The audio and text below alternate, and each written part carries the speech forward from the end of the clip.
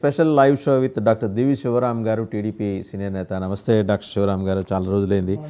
ఆంధ్రప్రదేశ్లో చాలా యాక్టివ్గా మీరు అటు పార్టీ యాక్టివిటీస్ని మానిటర్ చేస్తున్నారు, అలాగే డెవలప్మెంట్ యాక్టివిటీస్ పట్ల కూడా ప్రత్యేకమైన శ్రద్ధ కనిపిస్తూ వస్తున్నారు. 2 రోజుల పాటు కలెక్టర్స్ కాన్ఫరెన్స్ జరిగింది.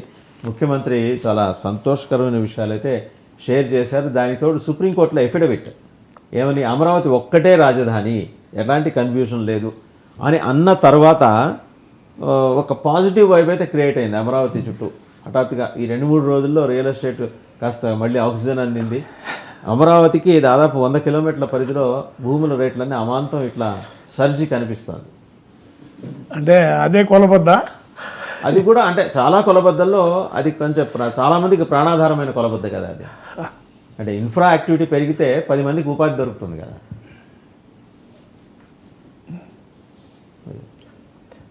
ఇప్పుడు నిన్న మొన్న మనం చూసాం కలెక్టర్స్ కాన్ఫరెన్స్, అంతకుముందు క్యాబినెట్ మీటింగ్ కూడా అయింది.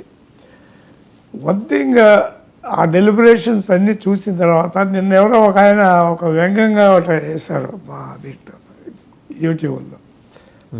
వాళ్ళు శోష వచ్చి పడిపోయేదాకా మాట్లాడుతూనే ఉన్నారు అందరూ అని. గంటలు మార్నింగ్ నుంచి సాయంత్రం దాకా, రాత్రి దాకా నిద్రపోయే వాళ్ళు కొంతమంది. ఏదేమైనా ఒకటి మాత్రం we have to consider this thing. ఆంధ్రప్రదేశ్కి ఒక మంచి జరిగిందంటే అది చంద్రబాబు గారే. దాంట్లో సెకండ్ ఒపీనియన్ ఎవరికి లేదు.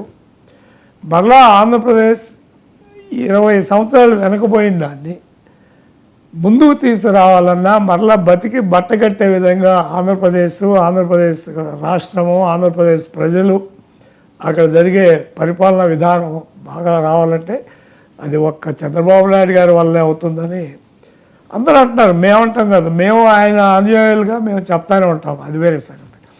జనరల్ పబ్లిక్ కానీ, సీనియర్ పీపుల్ కానీ, పెద్ద ఎవరైతే దేశం యొక్క విషయాలన్నీ కూడా విశ్లేషించే వాళ్ళు కూడా, అనలిస్టులు కూడా ఇదే మాట చెప్తున్నారు.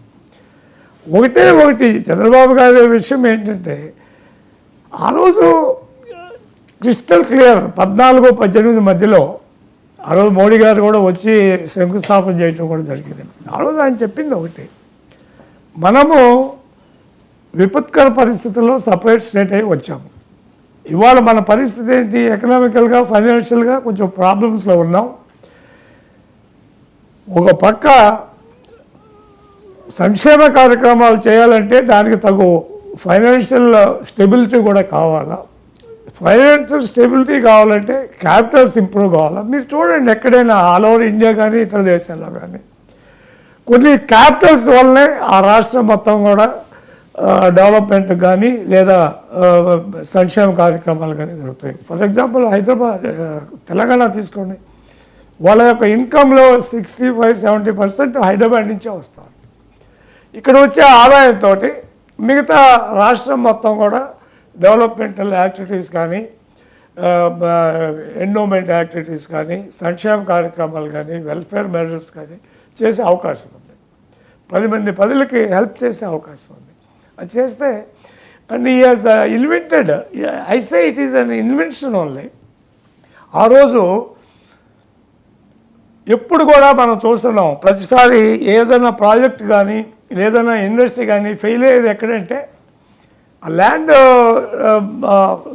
కలెక్షన్ దగ్గర, ల్యాండ్ని ప్రొక్యూర్మెంట్ దగ్గర ప్రాబ్లం వస్తూ ఉంది. అయితే అమరావతి ప్రాంతంలో అక్కడ ఈయన వెళ్ళి చంద్రబాబు గారు చెప్పిన దాన్ని బట్టి ఆయన మీద నమ్మకంతో ఆ అమరావతి ప్రాంత ప్రజలందరూ కూడా రమారమి 35,000 ఎకరాలు. ఐ థింక్ ఇక ఎక్కడ నేను ఇంతవరకు ప్రపంచంలో ఎక్కడా చూడాల, ఇది డబ్బు తీసుకోకుండా ముందు ఫస్ట్ సబ్మిట్ చేయటం, ప్రొక్యూర్మెంట్కి వాళ్ళు ఒప్పుకొని దానికి ఇచ్చేయటం అనేది ఒక ఆంధ్రప్రదేశ్ అమరావతిలో జరిగింది. దానికి అది బాబు గారి మీద ఉండే నమ్మకం మీద చేశారు.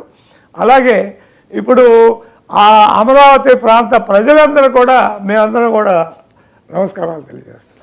రైట్. అంటే మీకు గమనించుంటారు డాక్టర్ శివరామ్ గారు, 2 రోజుల పాటు జరిగిన కలెక్టర్స్